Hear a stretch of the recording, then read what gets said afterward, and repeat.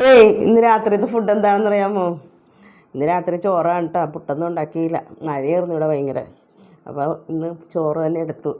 ഗോവക്ക വലത്തി കേട്ടോ, ചെമ്മീനിട്ട് പുരട്ടിയ ഇട്ട ഗോവക്കയാണ് കേട്ടോ. ചെമ്മീനിട്ട ഗോവക്കയാണ്. അപ്പോൾ നാടൻ ഗോവക്കയായിരുന്നു, ഈ അടുത്ത് നിന്ന് ഒരു വീട്ടിൽ നിന്ന് കിട്ടിയതാണ്. അപ്പോൾ ഗോവക്ക എടുക്കാം. ചെമ്മീനുണ്ട്, ഇടയ്ക്ക് ഓരോ നാരൻ ചെമ്മീനുണ്ട് കേട്ടോ.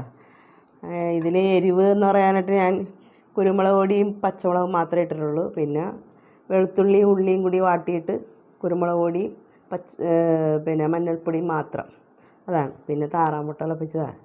ഇതാണ് ഒരു താറാമുട്ട എടുക്കാം. നാടൻ മുട്ടയാട്ടോ, നല്ല ചുമന്ന കാമ്പിൻ്റെ താറാമുട്ടയാട്ടോ.